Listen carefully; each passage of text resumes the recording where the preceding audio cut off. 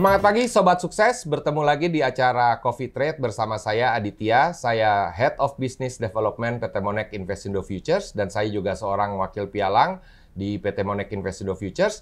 Pada hari ini kita kedatangan lagi seorang yang sudah cukup terkenal di dunia trading forex dan komoditi ya. Dia seorang trader profesional dan ini untuk yang ketiga kalinya kita bertemu lagi dengan beliau, Pak Nofri Simanjuntak. Ya, sudah tidak asing lagi. Saya juga belajar trading ini bersama Pak Nofri itu sekitar tahun 2011 saya ikutan seminar Pak Nofri. Jadi memang lama ya Pak ya. Jadi memang kayaknya harus kita menggali terus ilmu yang dimiliki Pak Nofri nih. Mumpung Pak Nofrinya lagi nggak roadshow nih. Oke, apa kabar Pak Nofri? Baik Pak. Ya, semangat pagi ya Pak ya. Yes, pagi-pagi semangat pagi semua. Salam trading tenang senang, trading yang aman nyaman menguntungkan. Saya Nofri Simanjuntak seperti tadi yang diperkenalkan Pak Ade. Kira-kira kita mau bahas apa nih Pak?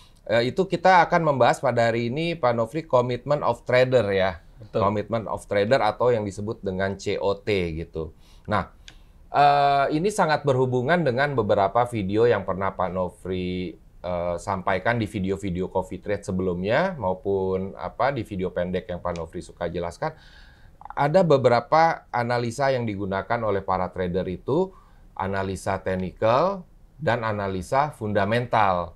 Yes. Nah, Pak Nofri di video sebelumnya pernah menyebut analisa sentimental nih.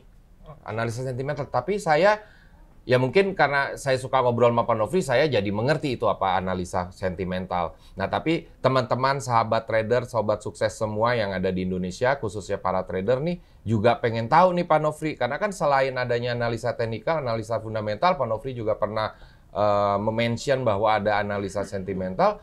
Nah, mereka juga jadinya pengen tahu nih Pak Nofri, analisa sentimental itu apa? Kalau secara metode kayaknya cukup baik ya untuk dijalani itu analisa sentimental itu. Oke, thank you Pak Ade.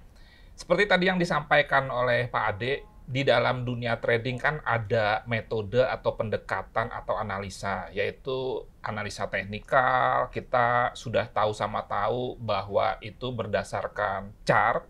Kemudian juga fundamental, kondisi ekonomi, politik, dan lain sebagainya dari dunia. Dan kali ini ada satu jenis analisa yang lain yang tadi kata Pak Ade berat. Sebetulnya tidak berat, asal bisa disampaikan dengan santai, dengan enak, dengan nyaman.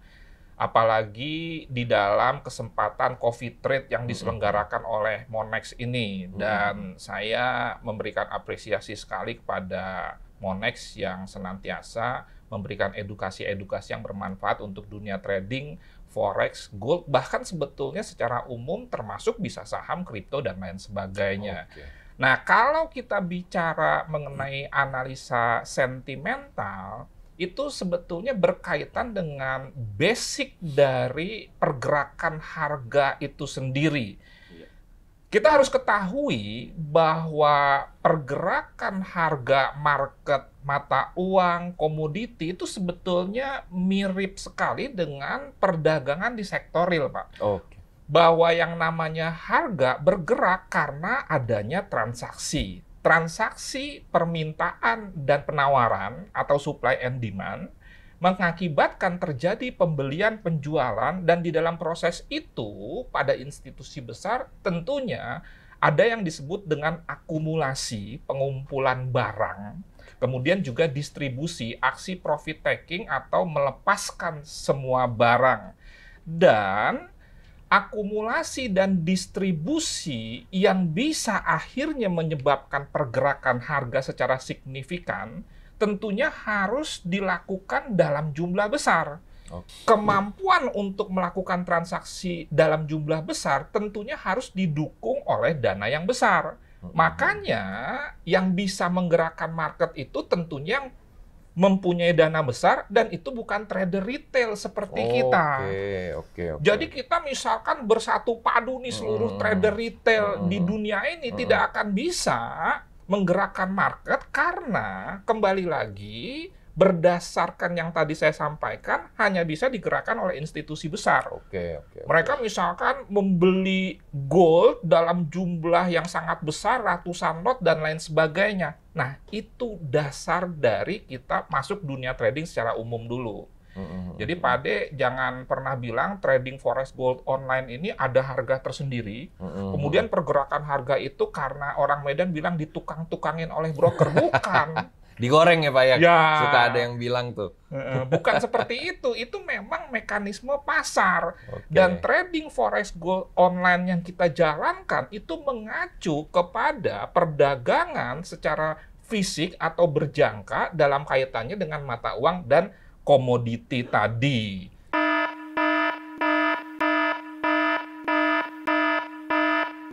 Selanjutnya, dengan kita bisa mengetahui apakah institusi besar itu sedang melakukan akumulasi atau distribusi, itu bisa nanti kita jadikan sebagai patokan dalam tanda kutip untuk kita melakukan aktivitas trading, entry, dan exit. Analisa sentimental sebetulnya sama dengan analisa transaksional, itu bisa kita lihat dari sebuah laporan yang namanya COT atau Commitment of Trade.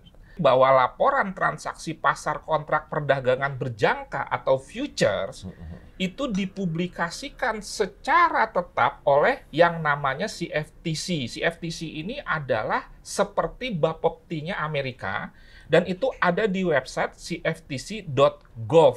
Mereka ini akan memantau arus beli, arus jual, dan memang setiap institusi besar melakukan aktivitas tersebut itu tercatat. Sama seperti kalau di Indonesia misalkan, ada yang buy, long, ada yang jual, sell, atau short, itu tercatat di Bursa Efek Indonesia semuanya. Dan bahkan report itu setiap hari dirilis setelah market close. Iya. Nah, jadi bahwa data itu bisa kita lihat, bukan data kaleng-kalengan, karena sumbernya CFTC, dan itu pertama kali dirilis tahun 62, ada 13 jenis komoditi pertanian dengan frekuensi sebulan sekali, dan sejak tahun 2000 terjadi perubahan yang positif di mana data transaksi dipublikasikan setiap 1 minggu 1 kali. Jadi semakin baik nih, sehingga para trader retail bisa ikut dalam tanda kutip aksi para institusi besar. Dan kalau dulu hanya untuk pertanian, lebih maju masuk ke sektor keuangan seperti mata uang dan juga komoditi seperti oil dan juga emas. Kalau kita perhatikan, contoh data dari CFTC itu seperti pada slide, dan COT ini berisi laporan transaksi sampai dengan hari Selasa. Setelah itu, nanti direkap dan dipublish pada hari Jumat waktu Amerika Serikat kira-kira jam 3.30 sore. Sehingga dengan demikian, kalau kita perhatikan, memang ada delay sekitar 3 hari, Rabu, Kamis, Jumat, itu tidak ada datanya, dan dilanjutkan dengan pengumuman di Jumat berikutnya. Dari penjelasan Pak Nofri tadi yang sudah cukup detail ya, untuk para trader-trader nih Pak, khususnya trader pemula ini, manfaatnya apa ini Pak nih? Jika dia sudah mengikuti dari waktu publikasinya, semuanya sudah lihat, dan kira-kira manfaat apa yang bisa diambil untuk mendapatkan peluang di situ tadi?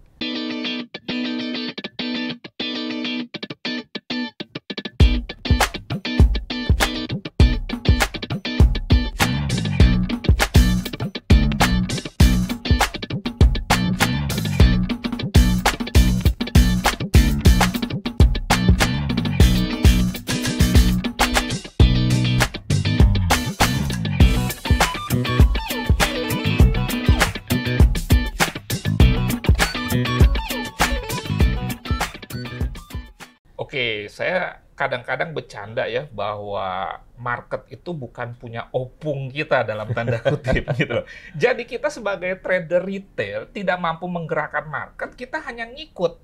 Ya. Kalau misalkan institusi besar melakukan akumulasi, melakukan pembelian itu berarti long, dengan contoh melakukan aksi beli pada komoditi gold, ya kita ikut.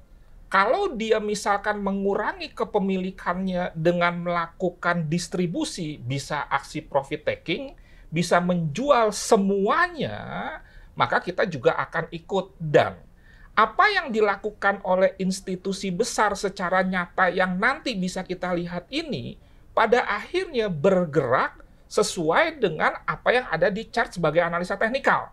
Jadi analisa teknikal itu hasil akhir.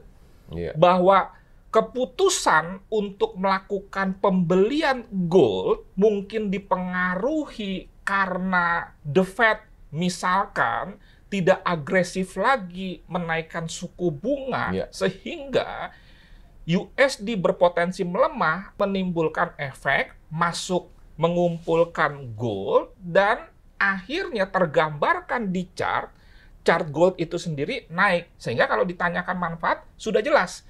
Jadi kita bisa tahu nih, kira-kira institusi besar saat ini, contohnya pada komoditi, banyakkan long atau buy-nya, atau banyakkan short atau sell-nya. Tetapi jangan lupa, data ini digunakan untuk melakukan aktivitas trading yang sifatnya swing. Oke. Nggak bisa Pak Ade untuk mau scalping. Trader mau scalping nggak cocok tuh pakai ya. M15 kan datanya diumumkan 1 minggu 1 kali. Iya. Jadi ini sifatnya long term atau swing. Iya. Tetapi tetap saja buat sebagai seorang trader yang day trade atau scalping, bisa saja ini dijadikan sebagai acuan ke depan. Acuan, iya. Nggak heran gold saat ini naik terus misalkan, karena data di lapangan dalam tanda kutip terbukti. Misalkan contoh, institusi besar punya buy sampai 80%. Iya. Sementara sell atau short-nya hanya 20%. Dan di dalam pergerakan harga menurut teknikal, kemudian fundamental atau sentimental sekalipun, tetap ada yang dinamakan koreksi. Market bukan garis lurus. Kalau garis lurus kan enak banget, kita buy aja terus. Di dalam praktek sentimentalnya, mereka melakukan aksi profit taking, sehingga harga turun tuh. Iya. Tapi itu hanya sebagian. Contoh misalkan, kita beli barang di harga 1.000. Harga naik 2.000, kita beli lagi. Harga naik 4.000, kita beli lagi.